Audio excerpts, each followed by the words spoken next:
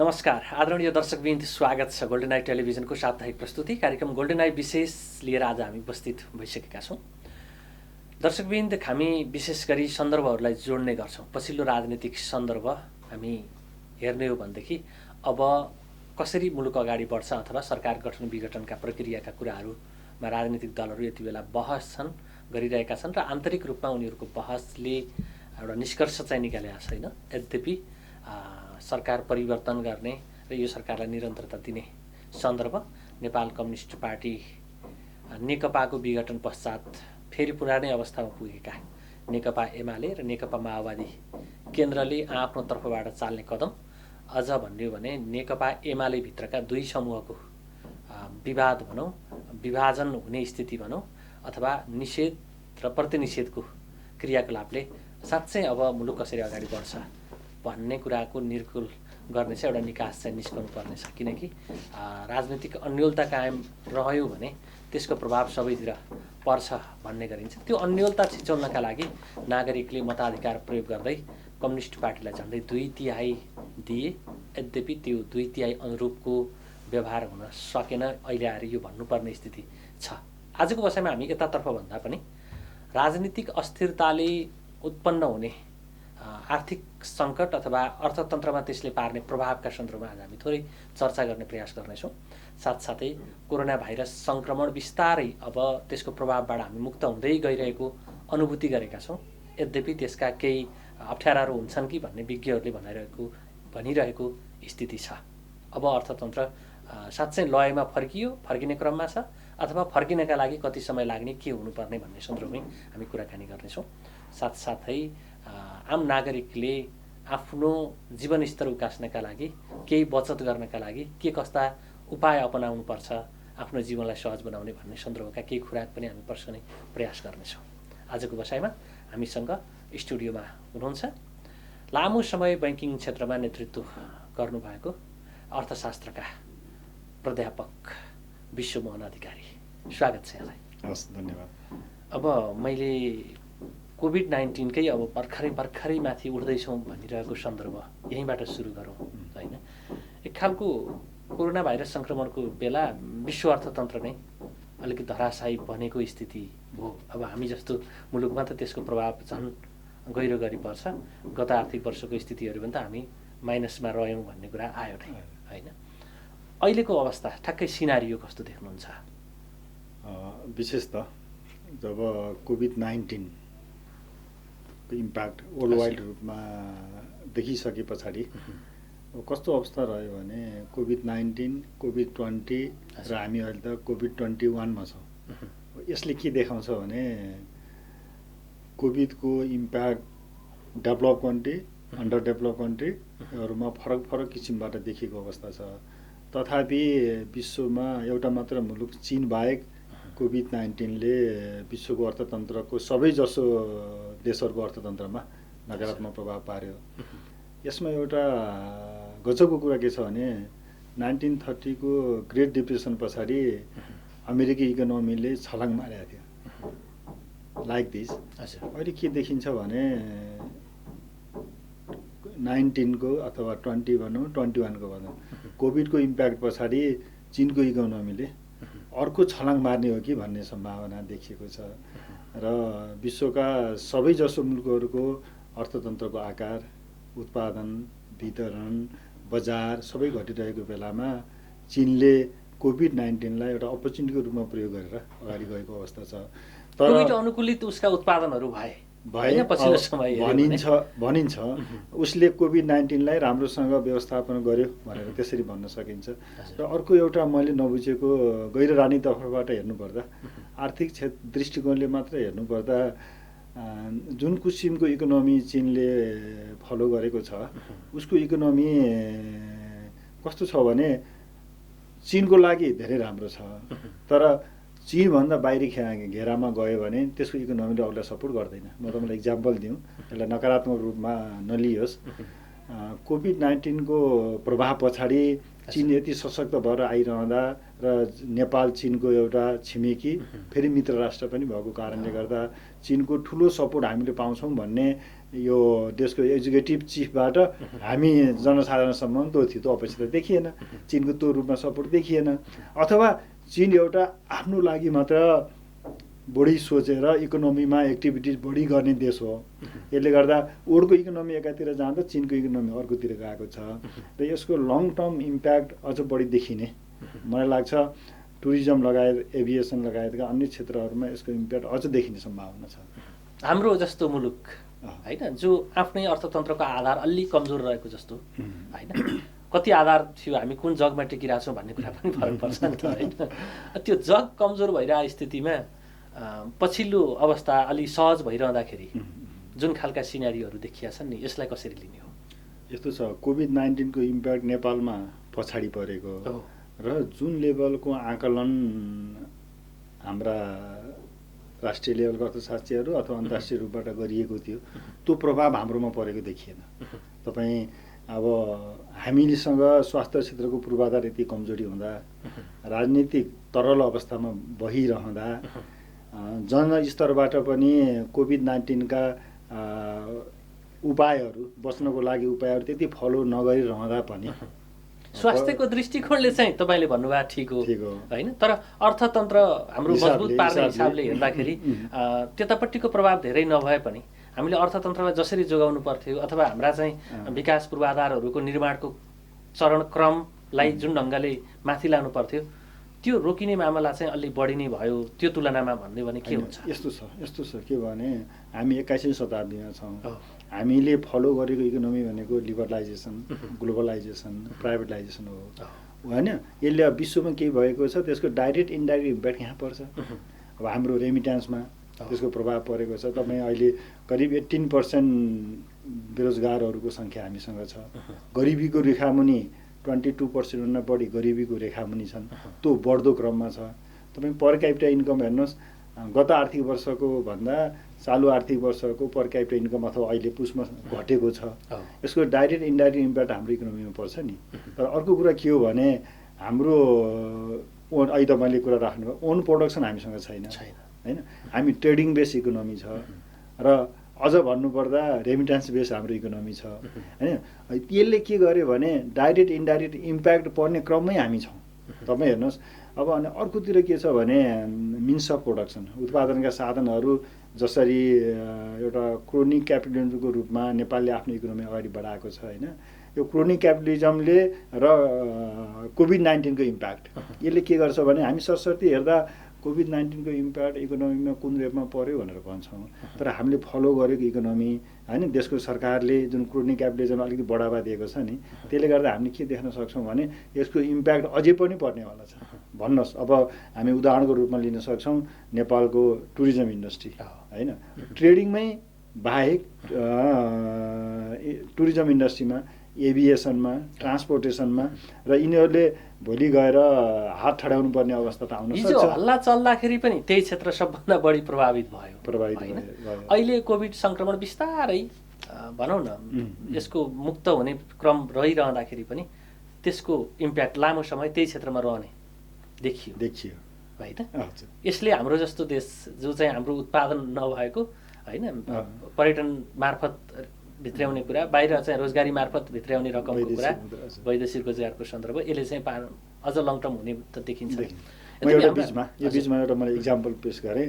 अब हामीले नेपालमा करिब 15 लाख फर्मल इन्फर्मल रहेर 15 लाख नेपालीहरूले आफ्नो रोजगारबाट मुक्त भएको अवस्था त हामीसँग हो, बेरोजगार बनेको अवस्था। र अर्को कुरा रेमिट्यान्स नेपालको तथ्याङ्क विभाग अथवा नेपाल सरकारको ब्याङ्क नेपाल राष्ट्र ब्याङ्कले दिएको डेटा अनुसार रेमिट्यान्स नघटेको डेटा आएको छ नि। यो कस्तो छ भने नेपाल सरकारले, नेपाल राष्ट्र ब्याङ्कले फर्मल डेटा मात्रै दिन मिल्छ र नेपालमा के हुन्छ भने फर्मल इकोनोमी को 35% इन्फर्मलबाट रेमिट्यान्स इन हुन्थ्यो। लकडाउनको पिरियडमा के भयो, इन्फर्मल च्यानल त बन्द भयो, फर्मल च्यानल मात्र बढ्यो छ। फर्मल च्यानलबाट मात्र रेमिट्यान्स आएको छ। त्यसले गर्दा हामी रेमिट्यान्स घटेको छैन। होइन बेरोजगारको नम्बरहरू देखिएको छैन सोचेअनुसार। त रियल वास्तविक अर्थमा हेर्ने हो भने रेमिट्यान्स घटेको छ। अलिकति राजनीतिक भाषाको शैलीको सन्दर्भलाई हेरौँ न।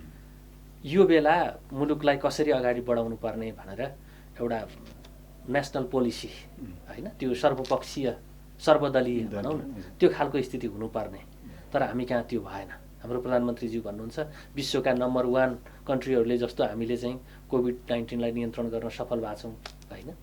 अरू कैयौँले सोचे भन्दा बढी हाम्रो विकास पूर्वाधार निर्माणहरू बनेका छन् भन्नुहुन्छ। साँच्चै उहाँले दिएको तथ्य अनुरूप हाम्रो मुलुक त्यसरी बढ्या भए त फेरि माइनसतिर हाम्रो बजेट त जाने स्थिति फेरि फ्याक्टमा त्यो आउने थिएन। यहाँले अगाडि राख्नुभए जस्तै अब गत आर्थिक वर्षमा नेपालको आर्थिक वृद्धि दर 1.99, इट मिन्स 2% नेगेटिभ त गयो नै गयो। तर यसो भनिरहँदा पनि अब हाम्रो कोभिड-19को त्यसलाई कोभिड-19लाई एउटा म्यानेज गर्ने क्रममा नेपालले सफलतातिरै उन्मुख भएको मान्नुपर्छ। किनभने यति बेग्रल्ती त्यसको समाधानका उपायहरू नलिइरहँदा पनि अब यही कारणले गर्दा हामी कोभिड-19को नियन्त्रणतर्फ छौँ भनेर भन्न सकिने अवस्था त हामी देखिएन। तर हामी के छ भने यसको इम्प्याक्ट कम देखिएको छ। तर इकोनोमी सङ्ख्या धेरै नदेखिएको एउटा पाटो हो होइन। मानिसहरूको कोभिड सङ्क्रमणकै कारणले ज्यान कम क्षति भयो भनौँ न होइन, त्यो दृष्टिकोणले ठिक छ होइन। अरू अर्थतन्त्रको दृष्टिकोणले हेर्दाखेरि जुन खालको दाबी गरिया छ त्यो अनुरूप मान्न सकिने अथवा ठिक छ आधारमै टेकेर हाम्रा पोलिटिसियनहरू बोलिरहनु भएको छ। यस्तो देखिन्छ अहिले के देखियो भने कोभिड-19को प्रभाव रहिरहँदा पनि हाम्रो economic growth rate near about 2%ले डिक्लाइन भइरहँदा पनि जुन हाम्रो जिडिपीको साइज छ नि, जिडिपीको साइज 40 खरब वरिपरि पुग्ने क्रममा अब पोलिटिसियनहरूले त्यसो भन्नु एकातर्फबाट स्वाभाविक हो। तर आर्थिक क्षेत्रमा अब हिजो नेपाल सरकारको विभागीय मन्त्रीहरूले दिएको डेटाहरू अहिले आएर नेपाल सरकारकै एउटा विङ्स तथ्याङ्क विभागले दिने डेटामा केही फरक आएको छ। यसले के देख्न सकिन्छ भने हाम्रो पोलिटिसियनहरूले जुन डेटा दिन्छन्, जुन बोल्छन्, त्यसको पछाडि तथ्याङ्क त्यसको अथवा त्यसको पछाडि कति रियालिटी छ भन्ने कुरामा अलि बढी छलफल गर्नुपर्ने, विश्लेषण गर्नुपर्ने अवस्था छ। तर एउटा सुखको कुरा के हो भने यति भइरहँदा पनि हाम्रो टोटल जिडिपी 40 खरब हुने र यही बेलामा अर्को कस्तो संयोग भयो भने यो कमै मात्र यस्तो संयोग हुन्छ 40 खरबकै वरिपरि नेपालको ब्याङ्कको डिपोजिट हुने र त्यसैको वरिपरि क्यापिटल मार्केटको क्यापिटलाइजेसन, नेपालमा सेयरको पुँजीकरण यो हुनु एउटा संयोग हो। तर यसलाई के गर्छ भने बोनस पपुलेसनले सपोर्ट गरेको छ। अब हामीसँग जति बोनस पपुलेसन छ, आई मिन काम गर्न सक्ने मानिसहरूको सङ्ख्या है, अब यो के देखिन्छ भने 50 वर्षमा एकपटक मात्रै आउँछ, त्यो पनि 10 वर्षको वरिपरि। त्यो समयमा हामी छौँ। त्यो भनेको हामीसँग बालबालिका र वृद्धको तुलनामा युवा जनशक्ति बढी छन्। यो 50 वर्षमा एकपटक आउँछ। यस्तो कुरा, यस्तो समयलाई राज्यले सही सदुपयोग गर्न सक्यो भने आर्थिक फड्को मार्ने होइन अथवा देशको चाहिँ उन्नति प्रगति गर्ने बेला भने यही हो। तर हामी कहाँ त्यो जनशक्ति भनेको यहाँ होइन बाहिर पठाइयो भन्ने चिन्ता हो क्या। यस्तो छ, बाहिर पठाए पनि के हुन्छ, बाहिर पठाउने जनशक्ति स्किल मेन पावर भइदियो भने त्यसको पनि त्यति अप्ठ्यारो रहन्छ, अनस्किल भयो, अनस्किल मेन पावर छ। र हामी यहीँ नेपालमै पनि जति रहेका छन् उनीहरू पनि अनस्किल मेन पावर छन् र यिनीहरूलाई राम्रोसँग उपयोग नेपाल सरकारले गर्न सकिएको छैन। अनि यसले गर्दा के हुन्छ भने यो अपर्च्युनिटी गुम्न सक्छ। 50 वर्षमा एकपटक आउने जुन यो अपर्च्युनिटी छ, अब हामी मलाई लाग्छ 4-5 वर्ष हामीले यो गुमाइसक्यौँ र अब 4-5 वर्षमा यो अपर्च्युनिटी उपयोग गरेनौँ भने काम गर्न नसक्ने मानिसहरूको सङ्ख्या बढ्छ। के हुनसक्छ भने अब अहिले 50 देखि 55 लाख फर्मल इन्फर्मल नेपालीहरू भारत बाहेक बाहिरी देशहरूमा काम गर्छन् र ती मानिसहरू 5 वर्ष पछाडि अब काम गर्न नसक्ने अनस्किल मेन पावरहरू हाम्रोमा ड्याम्पिङ हुने र यिनीहरूलाई हामीले नेपालमै भएको मेन पावरलाई उपयोग गर्न सकेनौँ भने लास्टले के गर्छ, मिन्स अफ प्रोडक्सन, उत्पादनका साधनहरूमा लेबर कमजोर भएर जान्छ र जुन देशमा लेबरको राम्रोसँग प्राप्ति गर्न सकिन्छ, स्किल मेन पावरहरू पाउन सकिन्छ, उसले उत्पादन वृद्धि गर्छ, देश नेसन्स इकोनोमीमा सपोर्ट गर्छ। अहिले देख्न सकिन्छ नि त, विश्वका ठुला ठुला उत्पादन गर्ने कम्पनीहरू भारत र चीनतर्फ आकर्षित हुनको कारण लेबर मार्केटको कारणले गर्दा हो, त्यो बोनस पपुलेसनको कारणले गर्दा हो। तर त्यो हामीले गर्न सकेका छैनौँ। मलाई लाग्छ नेपाल सरकारले त्यसतर्फ ध्यान दिनै सकेको छैन। सरकारलाई त कुर्ची कसरी समात्ने होइन, त्यहीँ कसरी जोगिने। र एउटा अर्को कुरो, राजनीतिज्ञहरूसँग जुन लेभलको आर्थिक ज्ञान अथवा राजनीतिक आविष्कार नभए पनि आर्थिक ज्ञान भएका व्यक्तिहरू एउटा सल्लाहकारको टिममा राखेर पोलिसी फर्मुलेसन गरिँदैन, यो अवस्था आइरहेको छ भन्ने मलाई लाग्छ। तपाईँ म यो संवाद गरिरहँदाखेरि अब आगामी आर्थिक वर्षको बजेट निर्माणको क्रम सुरु गर्ने चरणमा लगभग मुलुक प्रवेश गर्दैछ होइन। त्यो भनेको अहिलेको हाम्रो आधार कस्तो छ त्यसमा टेकेर गर्ने हो होइन। त्यो अहिलेको आधारलाई हेऱ्यो भने अहिले नै त्यो विश्लेषण गर्न अलि हतार पनि होला। यद्यपि हाम्रा चाहिँ उत्पादनतर्फ लाग्ने कुराहरू, ब्याङ्क वित्तीय संस्थाहरूको लगानी हेऱ्यो भने अहिले झन्डै डाटा आइरहेछ, 1.5 खर्बको लगानी यो बिचमा भएको छ होइन। लिक्विडिटीको अवस्था चाहिँ बिस्तारै अब त्यो जुन ढङ्गले हामी नेगेटिभ अथवा अर्थतन्त्र छ भनिरहेको थियौँ, एउटा चाहिँ सकारात्मक बाटोतर्फ अगाडि बढेको, व्यापारहरू चाहिँ अब वृद्धि हुने, बजारमा मानिसहरूको चहल पहल त्यो ढङ्गले देखिने यो स्थितिले अब अर्थतन्त्रलाई पुरानै लयमा फर्काउने होइन। र आफ्टर जुन हामीले कोभिड-19 को चाहिँ जुन अवस्थाबाट पार गर्दैछौँ, त्यो पार गरिसकेपछि कोभिड अगाडिको स्थितिमा कम्तीमा पुग्ने स्थिति हुन सक्ला भनेको माइनसबाट प्लसमा जान त हामी अलि सजिलो छ भनिन्छ कि विगतमा देखिएको कुरा हो। यस्तो हो, के छ भने जहिले पनि नेक्स्ट इयरको आर्थिक वृद्धि दर गत वर्षको बेस रेटमा गरिन्छ। गत वर्षमा माइनसमा भएको बेस रेटबाट ग्रोथ गर्न अलिकति सजिलो हुन्छ। र अर्को कुरा के छ भने नेपालको संविधानले जेठ 15 गते बजेट ल्याउनु पर्ने अनिवार्य भएको हुनाले यो राइट टाइम हो। राइट टाइम हो। बजेट सम्बन्धमा करिब 2.5 महिना मात्र बाँकी छ। यही गत हप्ता मात्र नेपाल सरकार अर्थ मन्त्रालयले सहसचिवको नेतृत्वमा बजेट लेखन कमिटी पनि गठन गरिसकेको छ।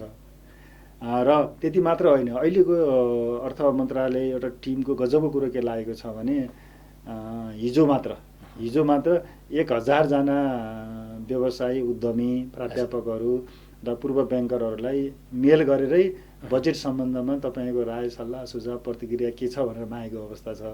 र त्यसले के गर्यो भने बजेट तयारीमा सरकार जुटेको छ भन्ने देखिन्छ। र जहाँसम्म गत आर्थिक वर्षमा कोभिडभन्दा अगाडि नेपालको आर्थिक वृद्धि दरले जुन किसिमको लय समातेको थियो, यो आर्थिक वर्षमा पनि त्यो किसिमको लय समात्ने गरी बजेट आउन सक्छ अथवा त्यो वातावरण छ कि छैन भन्ने सवालमा मलाई लाग्छ कोभिड-19 को इम्प्याक्ट अब यो 3rd क्वार्टर र 4th क्वार्टरमा कमी देखिएको अवस्थामा, हुन त इटलीमा आज मात्रै मैले समाचारमा सुने, इटलीमा अब तेस्रो लेभलको प्रभावले गर्दा लकडाउन गरिँदैछ भने त्यो अवस्था यहाँ नआओस्।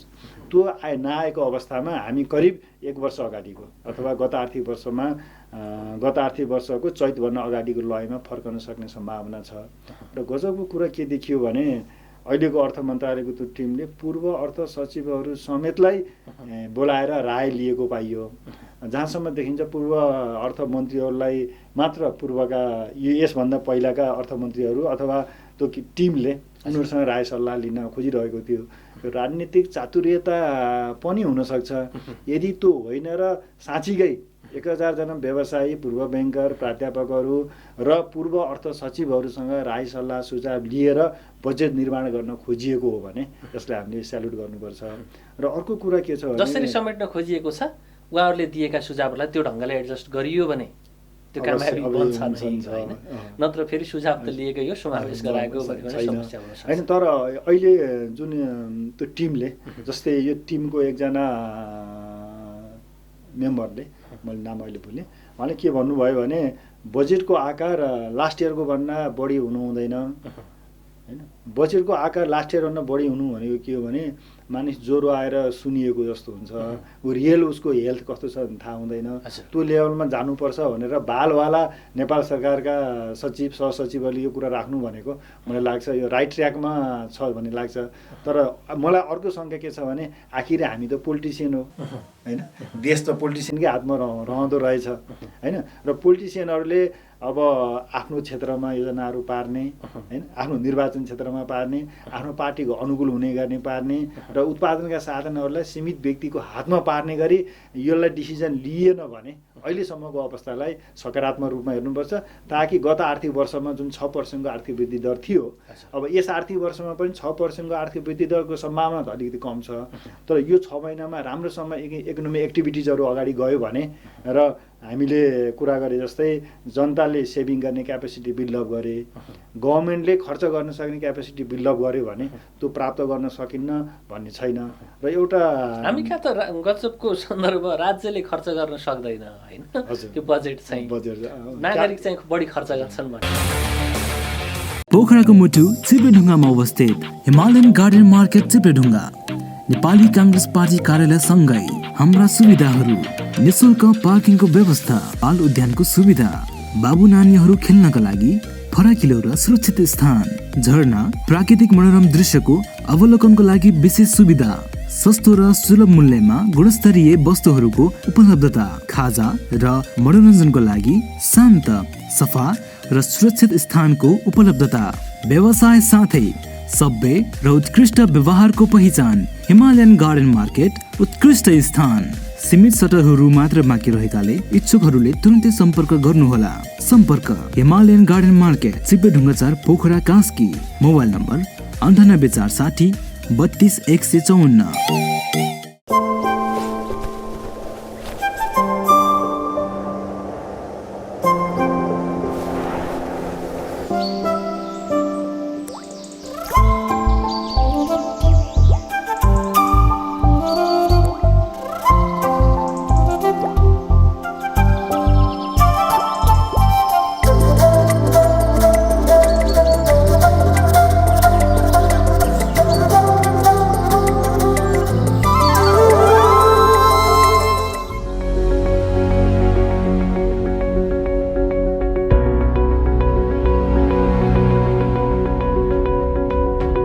Experience of the purity of nature. Lotus Spring Water, Pokhara 26 Rakhidara. Contact 981911 6170 98560 4193. Natural test with purity. Hello students, are you planning for abroad study for your bright future? No need to worry about it. We provide you the best IELTS, TOEFL, PT course for fulfill your dream to study in Australia, America, Canada, Europe or Japan. The best and counseling service about your choice of the study with any destination of the world. Visit us at our office, Genius Education and Multi-Service Prali, New Road, Darbar Marga, Pokhara. Contact us 061 530 711. Mobile 98460 44555. पोखराको मुटु सिर्जना चोकमा अत्याधुनिक पर्वत Sharma auto workshop तथा car वाशमा तपाईँ सबैलाई स्वागत गर्न चाहन्छौँ। हाम्रा सेवाहरू टायर रिपेयरिङ नयाँ तथा पुरानो उपलब्ध छ। बाइक तथा स्कुटर सर्भिसिङ, कार वाशका साथै रबिङ र पोलिसिङ पनि गरिन्छ। अनुभवी मिस्त्रीद्वारा सर्भिसिङ तथा सफाई गरिन्छ। मोबिल तथा पार्ट्सहरू सुपथ मूल्यमा पाइन्छ। सम्पर्क ठेगाना पर्वत शर्मा अटो वर्कशप तथा कार वाश, सिर्जना चोक, पोखरा। 400 साइकलको ठिक अगाडि। सम्पर्क नम्बर भुवनन्द बस्याल 9806 13506, मधुसूदन बस्याल 9806 70481, बालकृष्ण बस्याल 9851 81437। कृपया एक पटक सेवा गर्ने मौका दिनुहोस्।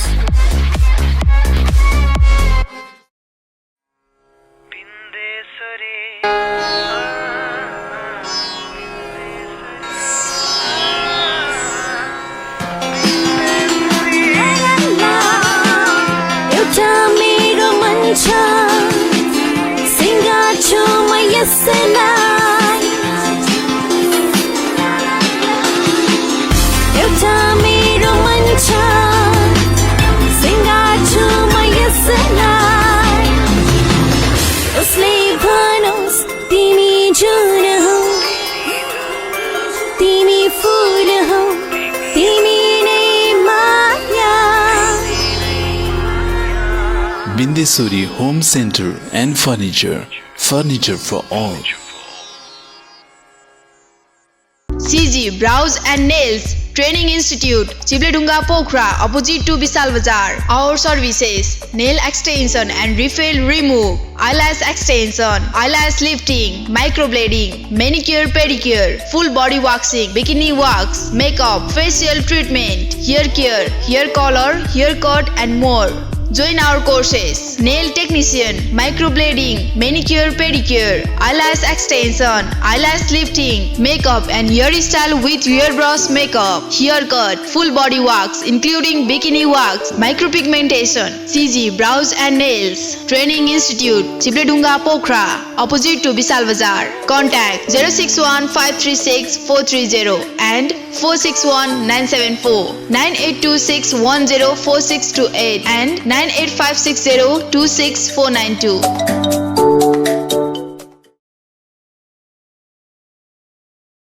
विगत 12 वर्षदेखि अन्नपूर्ण सुपरमार्केटभित्र रहेको DS hanger and dummy house अब नयाँ उत्साह सहित पन्थीगल्ली सर्वेश्वर मार्ग पन्थीरेरिया गाडीको घर एक तला माथि सुरु गरिएको जानकारी सम्पूर्ण ग्राहक वर्गमा गराउँदछौँ। हामी कहाँ ह्याङ्गर, च्यानल डमी, ब्राकेट, लुगा stand dummy, full dummy, half dummy, baby ladies पाइनुका साथै सम्पूर्ण पसल डेकोरेसनका सामानहरू पाइन्छ।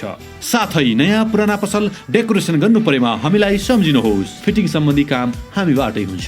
सम्पर्क DS hanger and dummy house, Sarveshwar Marg, Panthigalli, Pokhara. Phone number 061 530 496, mobile number 9856 29 842, 98 462 03080। Proprietor Deepak Prasad Sharma. Arogyadham homeopathic हस्पिटलमा निको भएका रोग र समस्याहरू, एक हर नचल्ने, मुख बाङ्गो हुने, बोल्न नसक्ने, बात, हाड जोड्ने, नसाका रोगहरू, युरिक एसिड, हड्डी खिएको, नसा च्यापिएको, ढाड दुख्ने, पायल्स, दिशा गर्न गाह्रो हुने, दिशा गर्दा रगत आउने, मासु पलाएको, फिसर, फिस्टुला, पिनास तथा नाकको एलर्जी, रुगा लागिरहने, दम बढ्ने, हाच्छु आउने, दम रोग, खोकी लागिरहने, कपाल झर्न तुरुन्तै रोक्ने, उमार्ने, लामो बनाउने, छालाका हरेक समस्याहरू, डन्डीफोर, चिलाउने, कालो पोतो आदि, महिनावारी गडबडी तथा स्त्री रोगहरू, टन्सिल, हात खुट्टामा आउने मुसा, पेटका नयाँ तथा पुरानो रोगहरू, ग्यास्ट्रिक, अल्सर, कब्जियत, भोग नलाग्ने, पेट पोल्ने, फुल्ने, अमिलो पानी आउने, मृगौलामा पत्थरी पर्ने जस्ता समस्याहरू आदि, उच्च रक्तचाप, सुगर र थाइरोइड जस्ता समस्या भएमा तुरुन्तै सम्पर्क गर्नुहोला। सम्पर्क आरोग्यधाम होमियोप्याथिक हस्पिटल प्राली तथा आरोग्य होमियो फार्मेसी, पोखरा 10 इन्द्रचोक, पोखरा रङ्गशाला नजिकै 24 घण्टा सेवा भइरहने जानकारी गराउँदछौँ। गजबको सन्दर्भ राज्यले खर्च गर्न सक्दैन हैन, त्यो बजेट चाहिँ नागरिक चाहिँ बढी खर्च गर्छन् भनिन्छ। तपाईँ के भन्नुहुन्छ भने अर्थशास्त्रको यो सिद्धान्तको विपरीत छ के हैन। यहाँ त डब्ल्युएचओले जुन अनुमान गरेको थियो नि कोभिड-19 को इम्प्याक्ट नेपालमा कस्तो पर्ला भनेर, त्यसको अनुमान पनि विपरीत हामी गयौँ, हाम्रो अवस्था रह्यो। र अर्थशास्त्रको सिद्धान्त पनि विपरीत छ हैन। हामी छलफल गरिरहेछौँ, जनता सेभिङ गर्न सक्दैन। अहिले के छ, 90 पब्लिकले जति अर्न गर्छ, कमाउँछ, 91% कन्जम्सनमा खर्च गर्छ। 100 रुपियाँ कमाउने नेपालीले 91 रुपियाँ घर खर्चमा खर्च गर्छ। सरकार अब कन्जम्सनमा बढी खर्च गर्छ, बढी छ। विलासिता भन्दा नि कन्जम्सनमा बढी, कन्जम्सन भनेको अब स्यालेरी अथवा दैनिक रूपमा देश चलाउनको लागि हुने खर्चहरू 22% मात्र सरकारले देश विकास निर्माणको लागि खर्च गर्न सक्छ।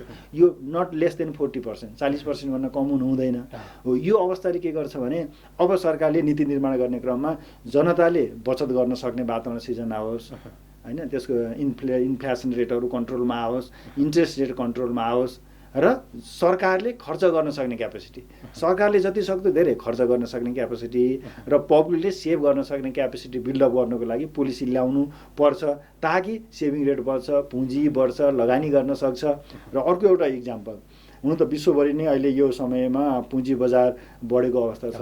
नेपालमा संयोग हेर्नुहोस् न होइन, एउटा सानो आइपिओ निस्कँदाखेरि पनि 16 टाइम 20 टाइम्स पब्लिकसँग त पैसा छ त। सरकारले राम्रो प्रोजेक्ट दिन सक्यो भने, निजी क्षेत्रले राम्रो प्रोजेक्ट दिन सक्यो भने पब्लिक त लगानी गर्न सक्ने क्यापेसिटी त छ त। 40 खरब रुपियाँ पब्लिकले सेयरमा लगानी गरेका छन् त।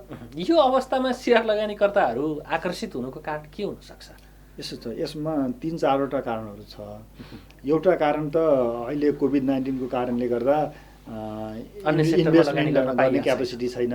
त्यो लिक्विडिटीको नेचर के हुन्छ भने पानी, लिक्विडिटी पानी, तरल पदार्थ जता ओह्रालो छ त्यति बहन्छ नि। लिक्विडिटी पनि जहाँबाट रिटर्न हुन्छ त्यतै जान्छ। अन्त लगानी गर्ने अपर्च्युनिटी नभएको कारणले यता आयो। अर्को कारण ब्याङ्कहरूको इन्ट्रेस्ट रेट लो लेभलमा छ, त्यो पनि अर्को कारण रह्यो। र अर्को के छ भने कन्फिडेन्स, इन्टरनेसनल मार्केटमै यसको मूल्य बढिराखेको छ। अर्को सुन र पेट्रोलियम पदार्थ होइन।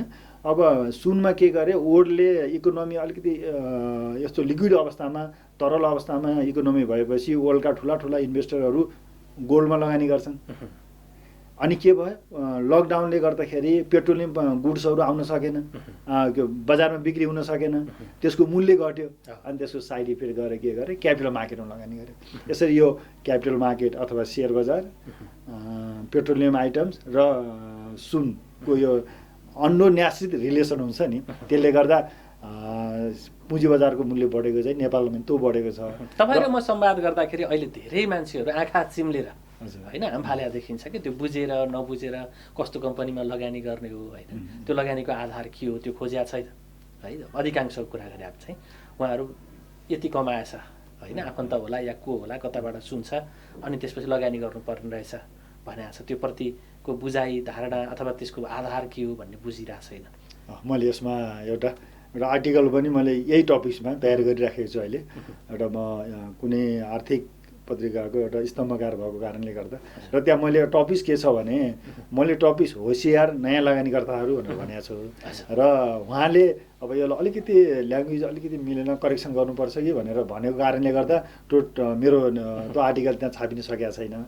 म तपाईँको यो लोकप्रिय पोखरा रिजनको लोकप्रिय टेलिभिजन मार्फत के अनुरोध गर्न चाहन्छु भने, तपाईँ नयाँ लगानीकर्ता र साना लगानीकर्ताहरू यो समयमा प्लिज बी केयर। यो यसरी हामफाल्ने समय होइन। यो अहिले हाम्रो नेप्से इन्डेक्स 26 क्रस गरेर अहिले 2400 को वरिपरि आएको छ। यो समय भनेको के हो भने, यसरी नयाँ लगानी गर्दा तपाईँ लकडाउन हुनुभन्दा अगाडि नेपालको क्यापिटल मार्केटमा लगानी गर्ने 8-10 लाख मानिसहरू आज हामीसँग 3 मिलियन प्लस। एक हप्ता अगाडि एउटा इन्सुरेन्स कम्पनीको आइपिओ जारी हुँदा 18 लाख मानिसहरूले एप्लाई गरे। यसरी सबै किसिमबाट एप्लाई गरेर आइपिओबाट रिटर्न लिन खोज्नु जायज छ। तर सेकेन्डरी मार्केटमा नयाँ लगानीकर्ता र साना लगानीकर्ता प्लिज बी केयर। मैले अनुभव अनुसार अब मैले यो 22-25 वर्षको पुँजी बजारमा अलिकति काम गरेको अनुभवको आधारमा तपाईँहरू साना लगानीकर्ता र नयाँ लगानीकर्ता होसियार हुनुपर्ने आवश्यकता छ।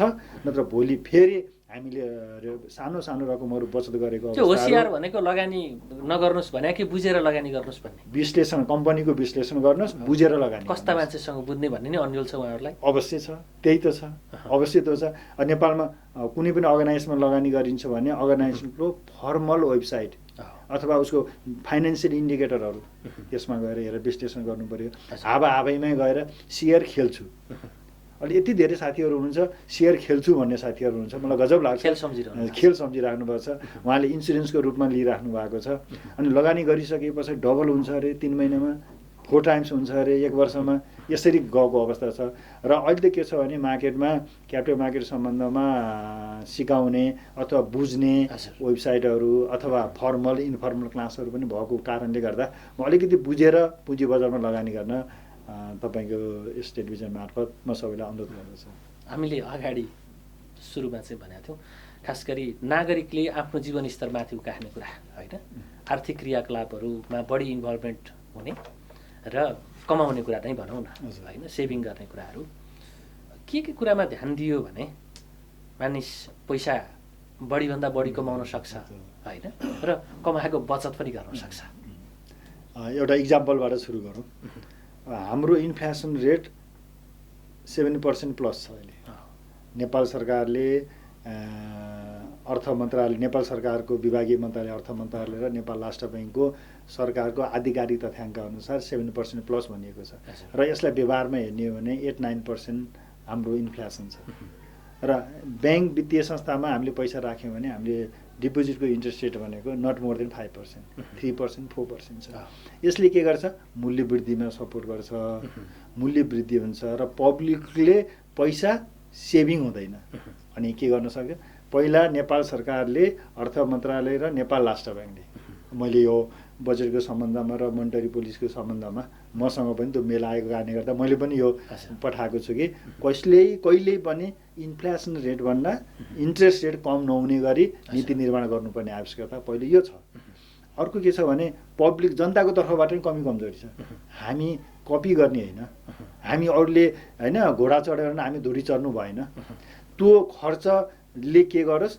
आर्थिक उत्पादनमा सपोर्ट गरोस्, त्यसले लङ टर्ममा सपोर्ट गर्नुहोस्, भोलि बुढ्यौली कालमा सपोर्ट गरोस्। त्यसरी उत्पादनमा सहयोग गरौँ न।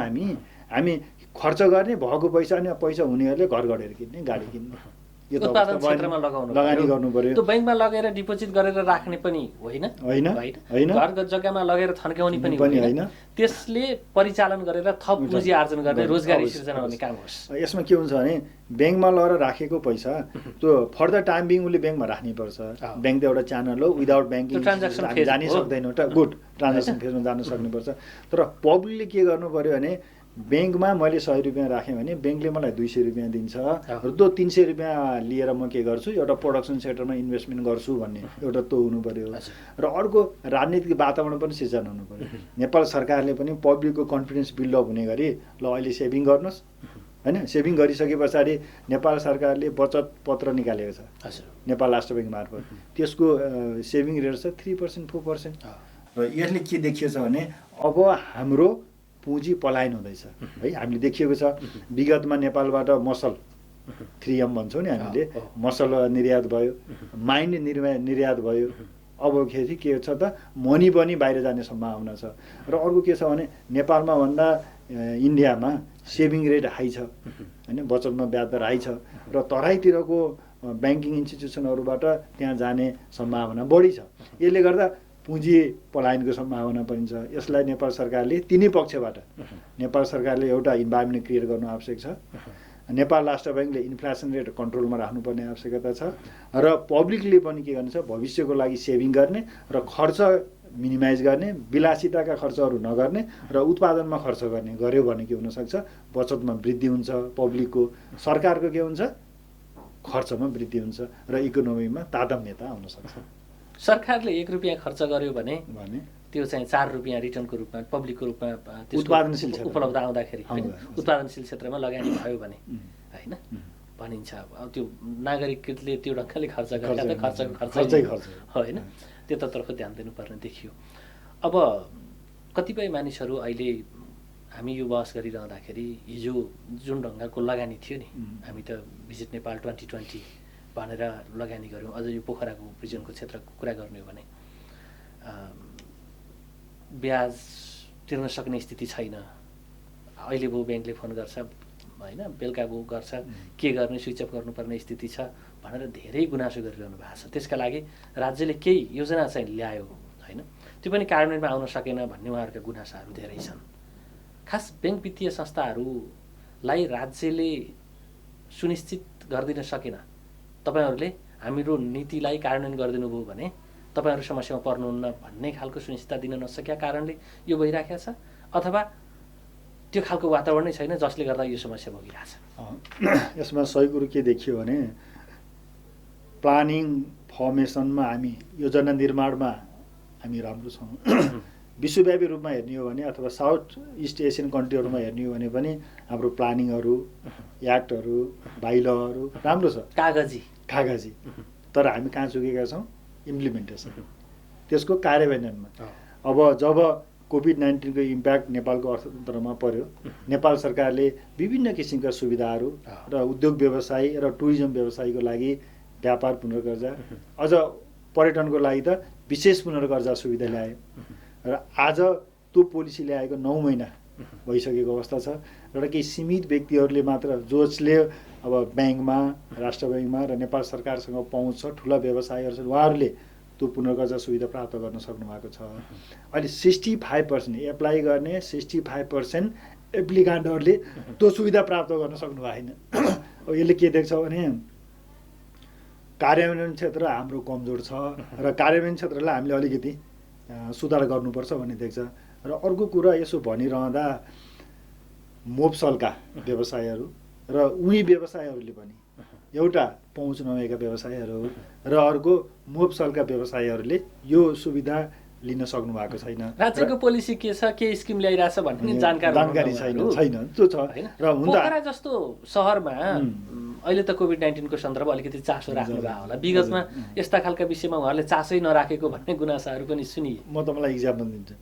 1200 व्यवसायी उद्यमीहरूले नेपाल राष्ट्र ब्याङ्कबाट पुनर्कर्जा सुविधा लिनुभएको छ।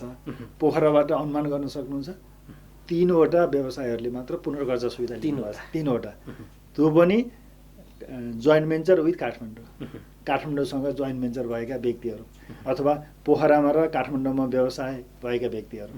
यो अवस्था पोखरेलीको छ हैन। यसले हुन त अब हामी चासो बढाउँ। हामी अब सङ्घीय शासन व्यवस्थामा छौँ, प्रदेश सरकार, स्थानीय सरकार, आर्थिक नीति नियमहरू, नेसनल प्लानिङ कमिसन हामीसँग यहीँ छ।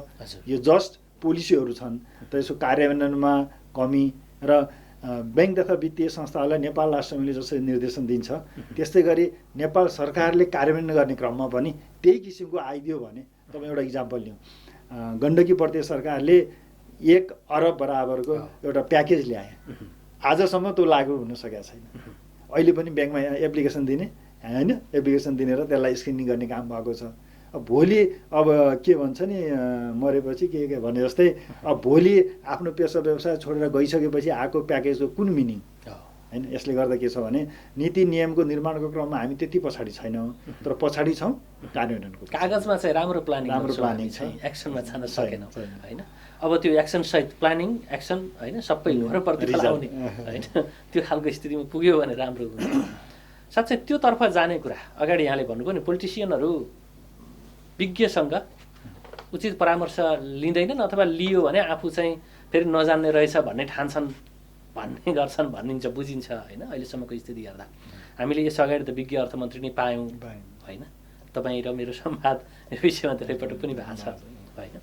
वर्तमान अर्थमन्त्रीले एउटा चालेको सकारात्मक प्रयास भन्नुपर्छ। तपाईँले अगाडि भनिहाल्नु, 1000 जनालाई SMS गएको छ, लु तपाईँहरूको सुझाव दिनुहोस् भन्नुभएको छ होइन। अघिल्लो कार्यकाल उहाँको हेऱ्यो भने अलिकति पोजिटिभ नै देखिन्छ नै होइन। त्यो भनेको विज्ञ नै हुनुपर्ने रहेछ भन्ने कुरा पनि रहेनछ होइन। कसरी जाने, अलिकति क्यारेक्टरको विषयमा पनि चर्चा गरौँ न, कसरी जान सक्छ अबको अर्थतन्त्र? अब यसो यो राजनीतिक कुरालाई अलिकति ब्यागमा राख्ने हो भने यो तपाईँले अगाडि राख्नुभयो। हाम्रो अहिले हामी त्यस्तो कुरामा आएँ। पहिलो कुरा कोभिड-19 को इम्प्याक्ट नेपालमा कम, यो WHO को अनुमान विरुद्ध हामी अर्थशास्त्रको सिद्धान्तको विरुद्ध हाम्रो फङ्सनिङहरू भएको छ, सफलै भएका छन्। तेस्रो कुरा भन्नुहुन्छ भने सबै राजनीतिक पार्टीबाट विज्ञताको रूपमा प्रतिनिधित्व गर्ने अर्थमन्त्रीहरूलाई हाम्रो जनताले, हाम्रो ब्युरोक्र्याटले, हाम्रो सरकारले हामीले असफल बनाएका छौँ। तर अन्य क्षेत्र विज्ञता नभनिएका अर्थमन्त्रीहरूले सफल भएको अवस्था हामीले त्यसरी हेरेका छौँ। यसमा के हुन्छ भने मेरो विचारमा जोसँग विज्ञता छ उहाँहरूले लङ रन हेर्नुहुन्छ। उहाँले सर्ट टर्मको बिजनेसहरू अथवा सर्ट टर्ममा खर्च गर्न उहाँहरू चाहनुहुन्न। उहाँले more than 5 years, more than 10 yearsमा हाम्रो इकोनोमीलाई कहाँ पुर्याउने हो भनेर हेर्नुहुन्छ। हाम्रो फ्लेभर टेस्ट के हुनुहुन्छ, तातो पिरो, छिटै रिजल्ट चाहियो, डोजर खन लगाउनु परिहाल्यो। बर्खामा पानी परेर त्यो बाटो भत्कन्छ भने मतलब छैन। तर आज वडा अध्यक्षले डोजर लगाएर, नगरपालिका मेयरले डोजर लगाएर धेरै काम गरेको देखाउनु पर्यो। र यसले गर्दा हाम्रोमा के भएको छ भने हाम्रो उत्पादन वृद्धि नहुनको कारण यो हो। मलाई त लाग्छ तत्कालीन परिस्थितिमा हामी रमाउँछौँ। यसले पुँजीको क्षयीकरण भइराखेको छ र लङ रनमा यसको नेगेटिभ इम्प्याक्ट हामीलाई पर्छ, जसको कारणले गर्दा नेपालले अन्तत्व गर्दा लङ रन स्ट्राटेजीहरू फलो गर्न नसक्ने, वर्ल्ड ब्याङ्क होइन। अहिले वर्ल्ड ब्याङ्कले हामीलाई त्यही भनिराखेको छ, एसियन डेभलपमेन्ट ब्याङ्कले हामीले त्यो भनिराखेको छ, IMF ले हामीले त्यो भनिराखेको छ। अथवा विकासका साझेदारहरू हुन्छ नि, जुन देशमा पनि विकासको साझेदार भनेको सरकार, निजी क्षेत्र र अन्तर्राष्ट्रिय दातृ निकाय हो होइन। हाम्रो 65% लगानी गर्ने निजी क्षेत्र पनि विकासको साझेदार हो एउटा, उसलाई पनि हामीले सन्तुष्ट गराउन सकेका छैनौँ। त्यस्तै गरेर अन्तर्राष्ट्रिय दातृ निकायहरूलाई पनि हामीले सेटिस्फाई गराउन सकेका छैनौँ। र अर्को त सरकार छँदैछ। यसले गर्दा के देखिन्छ भने नेपालको इकोनोमी अब हामीले जुन रूपमा सोचेका छौँ नि त्यसरी अगाडि जान सक्दैन कि, र हामीले त डबल डिजिटको ग्रोथ ल्याउने होइन, हामी भर्खरै मात्र होइन अल्प विकसित मुलुकमा फड्को मार्ने होइन। हाम्रो 1178बाट 1148 पर क्यापिटल इन्कम घटेको छ। यस्तो अवस्थामा विकासका साझेदारहरूको सपोर्ट हामीलाई रहेन भने अनि हामीले त इकोनोमी कसरी पाएका छौँ मुलुकमा स्तरोन्नति हुनको लागि 2030 सम्म यो अवस्था हो। यसले गर्दा के भनेको अहिले तत्कालै हामी अर्थमन्त्री सफल हुनुभयो, अहिलेको चाहिँ होइन मन जित्न सफल हुनुभयो भनेर रमाउने स्थिति रहेन। अर्थमन्त्री सफल हुनुभयो सर्ट टर्मको लागि, म त स्पष्ट भन्छु। अर्थमन्त्री अहिले सफल हुन्छ सर्ट टर्मको लागि, लङ टर्मको लागि बजेट ल्याउनु भयो अर्थमन्त्री त होइन होइन। तर यसो भयो नि त, उहाँकै पार्टीको अर्थमन्त्रीले बजेट ल्याएको कारणले गर्दा करिब उहाँले त्यसैलाई नै विज्ञ अर्थमन्त्री भएको कारणले गर्दा त्यसैलाई सपोर्ट गरेर अगाडि ल्याएको अवस्था हो। तर एउटा ग्रिन सिग्नल त देखिएको छ। उहाँले पूर्व अर्थमन्त्री जो विज्ञ अर्थमन्त्रीको रूपमा हामीले हेरिन्छ, उहाँको ल्याएका पोलिसीहरूलाई सामान्य रूपमा आफ्नो उपस्थिति देखाउनको लागि सामान्य रूपमा परिवर्तन गरे पनि धेरैजसो पोलिसीहरूलाई त्यसलाई फलो गर्नुभएको छ एउटा। नेक्स्ट अब जुन अर्थ मन्त्रालयबाट बजेट निर्माण गर्दैछ, त्यो बजेट निर्माण गर्ने क्रममा जुन पार्टिसिपेटिभ म्यानेजमेन्ट फलो गरिँदैछ, यसले के देखाउँछ भने आगामी वर्षको बजेट अलि अपेक्षा लायक हुन्छ कि भन्ने अनुमान नै गर्न सकिन्छ। त्यो भएको महसुस हुने स्थिति आउन सकोस् होइन, अपेक्षा गरौँ। यहाँलाई यो महत्त्वपूर्ण समय संवाद विश्लेषण जानकारीको लागि धेरै धेरै धन्यवाद।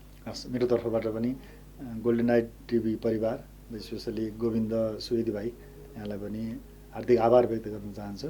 धन्यवाद। धन्यवाद। आदरणीय दर्शकवृन्द, आजको बसाइमा हामीले कुराकानी गरौँ अर्थशास्त्रका प्राध्यापक विश्वमोहन अधिकारीसँग कुराकानी तपाईँले सुनिसक्नु भएको छ। लामो समय उहाँले चाहिँ ब्याङ्किङ क्षेत्रमा बिताउनु भएको छ। अनुभव प्राप्त व्यक्तित्वसँगको कुराकानी पक्कै पनि उपयोगी भयो होला भन्ने हामी ठानेका छौँ। यतिन्जेलसम्म हामीलाई हेरिदिनु भयो तपाईँ सम्पूर्ण दर्शकप्रति विशेष आभार प्रकट गर्छु र हाम्रो सम्पूर्ण युनिटका साथ मलाई पनि आज्ञा दिनुहोस्। नमस्कार।